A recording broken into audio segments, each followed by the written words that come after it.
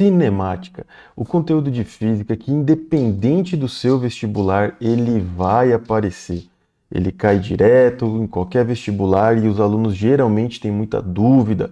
Então, é um conteúdo que volta e me apresenta muitas equações e eu estou aqui para ajudar você nisso. Então, se você tem alguma dificuldade nesse conteúdo, está aprendendo ele agora, está se preparando para o vestibular, vem comigo, acompanha aqui que eu vou sanar todas as suas dúvidas nesse e nos próximos vídeos. Vamos começar hoje pelo movimento uniforme. Bora lá! Bom, gente, então vamos usar um pouco a nossa cabeça. Agradeço a vocês de estarem aqui. Meu nome é Marcel, sou professor de física e estou aqui para tirar um pouco de dúvida da parte de cinemática. É um conteúdo que aparece direto no seu vestibular, é importantíssimo e a gente está aqui para ajudar vocês. Então, eu quero fazer um breve histórico aqui, elencar alguns conceitos e a gente poder resolver alguns exercícios de vestibular sobre esse tema. Então, vou começar a introduzir ele aqui e no final a gente resolve os exercícios, beleza? Então, vamos para a próxima tela. Então, gente, um dos primeiros aí a estudar o movimento dos corpos foi o Aristóteles. Aristóteles acreditava em dois tipos de movimento: o natural, que era onde os objetos deveriam estar, né? Então, se tinha os elementos, água, terra, ar, fogo. Então, se um objeto caía, naturalmente é porque ele era um objeto terra e deveria estar lá, e esse é o movimento natural dele e é por isso que ele cai. Já um movimento violento é quando você usa de alguma força para tirar o objeto de onde ele deveria estar. Então, esses eram os dois tipos de movimento que até então se acreditava, isso veio muito com o Aristóteles, né? Mas aí, com o passar do tempo, veio o nosso grande Galileu.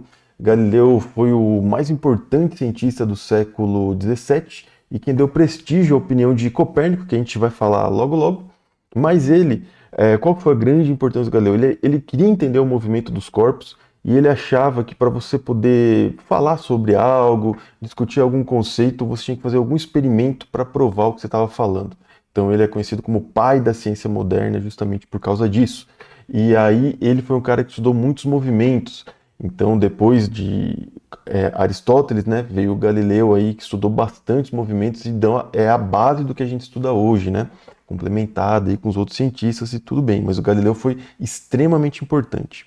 Então, sempre que a gente fala de movimento, o que você precisa saber é, a gente sempre precisa de um referencial. Não tem como dizer se algo está em movimento ou em repouso se eu não tenho um referencial. Então, sempre que alguém te pergunta, como é que está o movimento disso ou daquilo? Cara, com relação ao quê? Essa é a primeira coisa para a gente estudar a cinemática.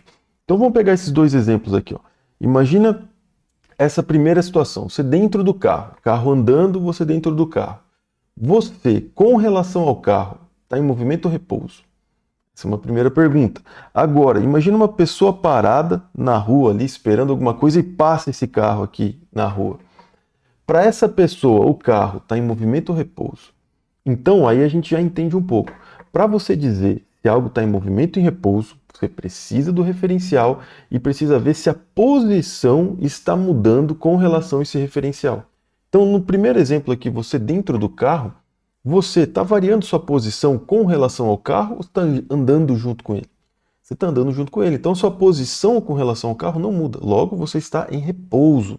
Agora, para o rapaz que está aqui parado, esse carro, uma hora ele vai estar nessa posição.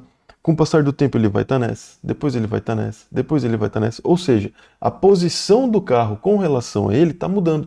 Logo, o carro está em movimento. Então, sempre que a gente for discutir movimento ou repouso, primeira coisa, a gente precisa do referencial. Então, a gente pode dizer que o movimento ele é relativo, Eu trago aqui o nosso sisteminha solar, né, bem basiquinho, o próprio movimento de rotação da Terra. Aqui é outro exemplo, você aí, sentado na cadeira de sua casa, assistindo esse vídeo, você está em movimento ou repouso? Opa, com relação a quem? Com relação à cadeira? Você está paradinho aí, sentadinho. Mas e com relação à Lua ou um observador fora da Terra? O fato da Terra estar se movendo, esse observador lá fora, a Lua, quer dizer que você está em movimento junto com a Terra. Então tudo muda.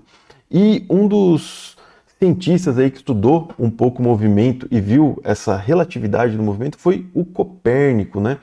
ele que raciocinou que a maneira mais simples de explicar o movimento observado do Sol e da Lua e dos planetas no céu era supor que a Terra e os outros planetas circulassem em torno do Sol. Até a época dele, o que vingava era um modelo geocêntrico, com o Sol no centro da Terra. E quem propôs, o nosso grande Aristóteles lá do começo também. Foi complementado com Copérnico, e aí foi ou com Ptolomeu, desculpa, e depois o Copérnico propôs o modelo heliocêntrico, hélio, que é o gás que está dentro do Sol, no centro. Então, Sol no centro, heliocêntrico. Então você vê, ele mudou a posição, ficava mais fácil de entender os movimentos. Essa relação do movimento da Terra com relação ao Sol era mais fácil de explicar, principalmente a órbita de Marte, que tinha os problemas lá do movimento de laçada, que fica para uma próxima discussão nossa aqui, tá? Mas só contextualizando, todos esses cientistas que a gente vai falar estudaram o movimento, estavam interessados nesse estudo do movimento dos corpos. Então, por isso que eu trouxe eles um pouco aqui para a gente ter essa base. Então, primeira coisa, a gente precisa de um referencial. Segunda coisa, a gente precisa de uma trajetória. Qual que é a trajetória desse corpo? Trajetória é a linha no qual o corpo, né, se movimenta em relação ao referencial. Vamos lembrar lá, sempre tem que ter o referencial. Então aqui o avião, né, ele está seguindo essa trajetória, esse é o caminho dele. A Lua em torno da Terra tem uma trajetória. Então trajetória é essa linha aí, né, no qual o corpo segue. Beleza, o que mais que é importante? Sempre nessa trajetória é bom a gente dar a origem, né? O início lá, a origem é a nossa posição zero, um sentido. Por quê? Porque esse sentido, se o que a gente está observando está vindo no sentido que foi adotado, ele tem um movimento positivo. Se eu estou dizendo que essa seta aqui é o sentido positivo e o carro está vindo para cá, eu vou dizer que a velocidade dele é positiva. Se ele está indo no sentido contrário, a velocidade dele é negativa. Se ele está vindo no sentido da trajetória, tem uma velocidade positiva. E também sempre uma escala, né? Nessa trajetória, o deslocamento aí que é centímetros, metros, quilômetros, na física, a unidade é importante, gente. Não esquece de unidade. Então, essa é outra coisa importante para a gente estudar o movimento. Então, por exemplo, aqui, ó, você tem uma origem, uma posição inicial que ele está aqui, várias posições que a gente vai chamar de espaço. E aqui nesse instante, ó, quando a gente marca aqui, ó, nesse instante de tempo, o corpo que a gente está observando está nessa posição 20. Ó. Então já entra dois conceitos importantes aqui. Ó. Instante de tempo, 10, e o espaço, 20. Então, ó, o instante indica o movimento que o corpo indica o momento em que o corpo está em determinado lugar, executando alguma ação. Já o espaço informa qual é a posição que o corpo se encontra em um determinado instante. Então, espaço é posição, instante é tempo. Então, tempo vai ser importante e esse espaço é posição, gente. Posição. Ah, qual que é o espaço? Variação do espaço, variação de posição. Beleza? A gente já vai ver por que isso daí é importante. Então, seguindo aqui, o que é o movimento uniforme? Falou movimento uniforme é o primeiro que a gente vai ver. Depois a gente vai ver o uniformemente variado. Mas o movimento uniforme, ele só quer dizer o quê? Você está dentro de um contexto onde a velocidade é sempre a mesma. Ela é constante. É uma velocidade constante. Sempre a mesma velocidade. Ou seja, a sua aceleração ela é igual a zero. Zero. Não tem aceleração. Igual a zero. Então, como que você calcula a velocidade? Qual que é a definição de velocidade? É o que a gente chama aqui primeiro de velocidade média, né? Vamos supor que você tem um carro, vai desenvolver um certo movimento, vai andar. Aqui era a posição inicial, vou chamar de S0, e aqui é a posição final, vou chamar de S final. Então, para ele sair daqui e vir para cá, ele deslocou, ele estava numa posição inicial, foi para outra posição. E eu posso calcular a variação do espaço, que nada mais é aqui de posição final menos posição inicial. E para ele fazer isso, ele levou um certo tempo. Então aqui, a hora que eu comecei a cronometrar é o T0, geralmente eu posso jogar esse cara aqui para 0. E lá no final, quanto tempo demorou para ele percorrer essa distância? E aqui também eu posso fazer um ΔT, que é T final menos t inicial, costumo chamar desse zerinho. Aqui está 1 e 2, tá? Que é posição 1 e posição 2. Então, velocidade, quando você está andando de carro, você não fala, o carro está a 100 km por hora, não é isso? Quilômetros por hora? Quilômetros, distâncias, né? Unidade de deslocamento, hora, tempo. Então, velocidade nada mais é do que variação do espaço pelo tempo, pelo tempo. Quanto tempo ele demorou para se deslocar uma certa posição. Se eu abrir essa equação, sempre que você vê, gente, um delta na sua vida, é final menos inicial. Se é delta S, S final menos S inicial. Se é delta T, T final menos T inicial. Então, como o tempo inicial geralmente é zero a hora que a gente começa a contar, eu posso jogar aqui, no caso, o T1 para zero. E aí, o que eu vou fazer? Vou só mudar aqui, chamar de T final, aqui S final e aqui S inicial, tá? Só para usar a mesma simbologia ali. Então, a minha equação pode ficar assim, tá? Eu vou só abreviar aqui para velocidade, não vai mudar grandes coisas. S final menos S inicial dividido pelo tempo. Vamos chamar só de tempo mesmo, como só tem um, nem vou precisar pôr de T final. Esse tempo está dividindo, eu vou passar para cá, e esse cara que está menos eu vou passar para lá. Então, se eu rearranjar aqui, eu posso dizer que a posição final de um corpo é a posição inicial mais a velocidade dele vezes o tempo, vezes o tempo. Essa daqui é a equação horária do espaço no movimento uniforme. Aqui, gente, tem, vocês vão ver, dependendo do professor, sempre vai comentar de velocidade instantânea e velocidade média. Como aqui a velocidade é sempre a mesma, tanto faz. A velocidade média instantânea vai ser sempre igual, beleza? Então nem vou entrar nesse detalhe agora. Vamos dar uma simplificada aqui. Você vai ver que de movimento uniforme, a única equação que você tem é essa. Deriva ali da definição básica de velocidade, que é espaço por tempo. E se você abrir ela, aí que você chega, que é naquela equaçãozinha que o teu professor já deve ter te contado em sala de aula, lembra lá? O tal do sorvete?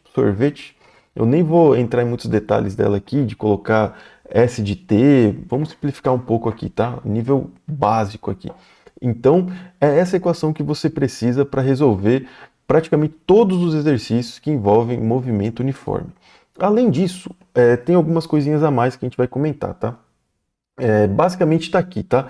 Resumindo, você precisa da velocidade média, você nunca pode esquecer essa equação, isso aqui é básico. Lembra do carro? Quilômetros por hora. Opa, distância por tempo.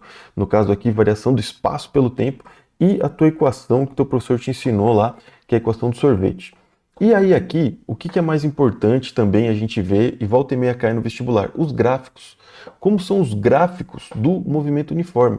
Basicamente, você tem dois tipos. Um gráfico que vai analisar o espaço pelo tempo, a posição aqui, né? Vamos colocar em metros pelo tempo em segundo, e um outro gráfico da velocidade pelo tempo. Velocidade, ó, se a minha distância tá, minha posição está em metros e meu tempo está em segundo, a nossa velocidade vai ser metros por segundo. Basicamente esses dois, tá? Então, como a velocidade é constante, se em um determinado momento ele está nessa posição, depois de 1 segundo ele andou 1 metro, quando ele andar mais um segundo, quanto você acha que ele vai andar? Mais 1 metro, mais 1 metro. Mais um segundo, mais 1 metro. Ou seja, se eu for pegar a cada segundo aqui no eixo X, vai ter um intervalo de tempo igual. Para tempos iguais, posições iguais, né? Variações de posição igual. Então, o gráfico que a gente vai ter aqui, caso você esteja indo a favor da trajetória com uma velocidade positiva, o gráfico da velocidade é fácil, por quê? Porque é constante. Uma hora que ele sai de um determinado V aqui, é sempre o mesmo. Se a velocidade é positiva, a tua posição está variando de forma linear. Lembra lá em matemática? Linear, quando você não tem nada ao quadrado na tua equação, você pode olhar aqui, ó, a posição com tempo, ó, é linear, é de primeiro grau, não tem um t quadrado aí. Então é uma reta crescente. Agora, se a tua velocidade é negativa, ela é constante, só que negativa, tá lá, ó, abaixo do zero, como que vai ser o seu deslocamento? Ele tem que estar voltando. Ele vai sair de alguma posição lá na frente e vai estar voltando conforme passa o tempo. Beleza, gente? Basicamente são esses dois gráficos. Aceleração nem vou pôr, por quê? Porque ela é zero. Se alguém te pedir um gráfico de aceleração no movimento uniforme, tem que estar em cima do zero. Constante, sempre zero, não muda. Beleza? Então, gente, aqui é o que a gente falou dos gráficos, beleza? E basicamente a gente chega nesse resumão aqui, ó. Posição por tempo, velocidade positiva, reta crescente para cima. Posição por tempo, velocidade negativa, crescente para baixo. Equação, velocidade média e sorvete, famosíssima equação do sorvete. Beleza, gente? Então agora vamos resolver dois exercíciozinhos, tá?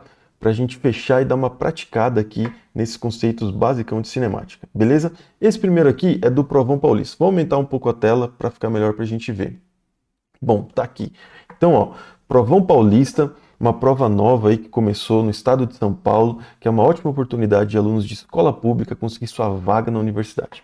Então, Provão Paulista 3, ou seja, caiu para alunos de terceiro ano, tá? Terceiro ano do ensino médio. Para cada ano você tem uma prova. Então, você tem uma prova equivalente ao primeiro ano, com conteúdo só do primeiro ano, só do segundo, só do terceiro. Alguns outros vestibulares fazem isso também, é muito interessante. Então, vamos ao exercício, beleza? Então, o que está dizendo ali, ó? O ar atmosférico mantém-se em constante movimentação, desencadeada pelas diferenças de temperatura que ocorrem no planeta, tá? Desculpa aí, houve um errinho de digitação. No planeta, beleza? Vamos desconsiderar aqui. Uma dessas movimentações é conhecida como frente fria, em que o ar frio, que é predominante e mais denso, empurra o ar quente para cima ao mesmo tempo que avança, provocando queda de temperatura e potenciais tempestades, como mostra a figura. Beleza. Então aqui a gente vai tirar os nossos dados, ó. Suponha que a cidade esteja alinhada com um caminho seguido por uma frente fria que se desloca. Opa, o que ele acabou de dar pra gente aqui? Deu a velocidade. Maravilha. Então eu já vou anotar, sempre que você estiver fazendo exercício de física, foi dado algum valor, anota. Então a primeira coisa aqui, e identifica. Esse é o primeiro passo para resolver. Então, 80 quilômetros por hora. Nota com a unidade que isso é importante. Beleza. Se a distância entre essa frente fria até o centro dessa cidade é de 280, basicamente aqui ele deu a distância para a gente, se pode chamar de S ou ΔS, tanto faz, tá? Vai estar aqui em 280 quilômetros, beleza. É possível prever a chegada dessa frente fria nesse local ocorrerá ou seja, ele está dando as opções de resposta para a gente aqui, ó, hora, minuto. O que a gente tem que calcular aqui, gente? O que a gente tem que calcular aqui é o intervalo de tempo. O intervalo de tempo, só isso. Então, você tirou os dados, você sabe o que você tem que calcular, agora você dá uma conferida nas unidades. Então vamos lá, velocidade, quilômetros por hora, distância, quilômetros, poxa, tá tudo certo, meu tempo eu vou achar em quê? Quilômetros, sobra o quê? Hora. Então o nosso tempo, a hora que a gente calcular, vai achar em hora. Beleza, então as unidades estão todas certas, posso resolver o exercício. Qual equação eu vou usar? A única que tem no movimento uniforme. Falou velocidade constante, né? Então, ΔS por ΔT. Se a gente fizer uma troca aqui, né? ΔT está no divisor, vou passar multiplicando, ΔV eu vou trocar aqui. Eu já isolei meu ΔT, ó. ΔS por V. ΔS eu tenho, velocidade eu tenho também. Então, vai ficar aqui, ó, 280 por 80. Então, eu posso simplificar aqui, a gente vai chegar no valor de... Quanto? 3,5, exatamente, gente. Então, vai ficar 3,5 horas. Aí você, puxa, meu Deus, 3,30, nossa, você vai na correria, vem e marca o item E aqui. 3,5, né? 55, 3,5, 3,5. Não, gente, metade, ó. 3 horas inteira e mais metade de uma hora. Mais metade de uma hora é quantos minutos? Que é a resposta ali em hora e minutos, né? Então foram 3 horas inteiras e metade de uma hora, 0,5, né? Então sobra quantos? Metade de 1 hora é o quê? 30 minutos, gente. Minutos. Então, o único detalhezinho aqui era esse. Então, item A. É uma questão simples e que cai no vestibular e pode determinar sua vaga lá dentro. Beleza, gente? Dúvidas? Então, vamos para o próximo exercício. Próximo exercício, peguei aqui da FUVEST, tá bom, gente? Para a gente dar uma praticada. Então, vamos lá. Em virtude do movimento das placas tectônicas, a distância entre a América do Sul e a África aumenta nos dias atuais cerca de 2 centímetros a cada ano. Supondo que essa velocidade, então, de certa forma, é uma velocidade, né? É uma velocidade. Por quê? Porque é uma distância, né, que ele está te dando ali em centímetros e o tempo, qual que é o tempo aí? É o ano, né? Então, centímetros por ano. Olha só que doideira, né? Então, beleza. Aí ele continua, né? Supondo que essa velocidade tivesse sido constante, ou seja, estamos em um típico exercício de MU, velocidade constante, ao longo do tempo, e tomando uma distância atual de cerca de 5.000 quilômetros, ou seja, ele está dando para a gente aqui um deslocamento, uma distância, né? 5.000 quilômetros entre os limites dessas duas massas continentais, indique a melhor estimativa para quanto tempo teria transcorrido desde quando ambas estavam unidas em um único supercontinente. Ele quer aqui o tempo, tá, gente? O tempo. E olha só, você dando uma olhada nas respostas, você vê que ele quer o tempo em anos.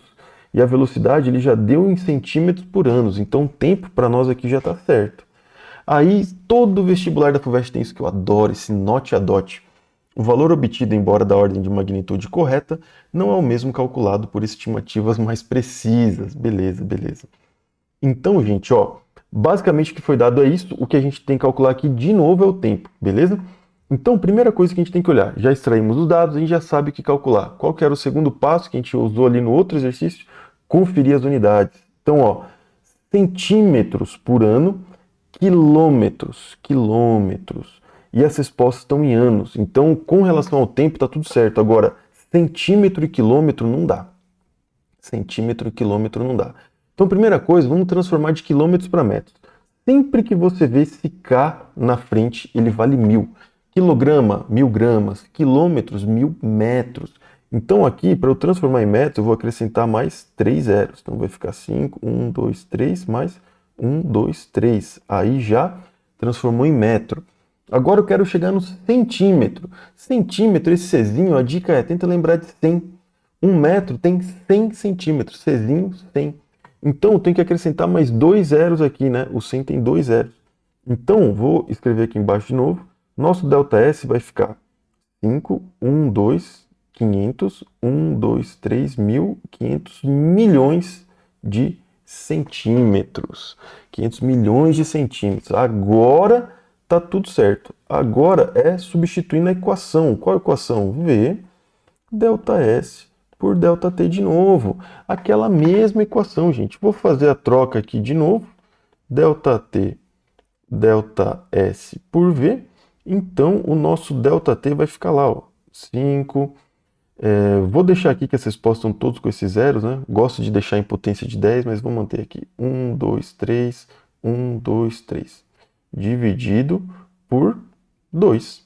Então, centímetro com centímetro vai anular, vai sobrar só o ano. Então, maravilha. 500 dividido por 2, 250. E o resto mantém. 2, 3, 1, 2, 3 anos. É isso, minha gente. É isso. Então, resposta item D. Item D. 250 milhões de anos. 250 milhões de anos. Então, minha gente, era isso. Você vê muito bacana os exercícios. Você vê que é simples, dá para fazer. Deixa eu voltar aqui. Então, gente, acredita em você. Esse conteúdo de cinemática é o primeiro que a gente está fazendo. Só movimento uniforme, ele não é difícil. Peguem mais exercícios. Se vocês quiserem mais dicas, me siga aí nas redes sociais, tá? Eu tenho lá no Instagram, você pode me mandar mensagem, deixa um comentário aqui no YouTube, caso você tenha gostado. Deixe a sua dúvida, que assim que possível eu te respondo e nos acompanhe para mais vídeos. Siga o canal e, se possível, dê um joinha aí que ajuda bastante. Beleza, gente? Aquele abraço. Tchau!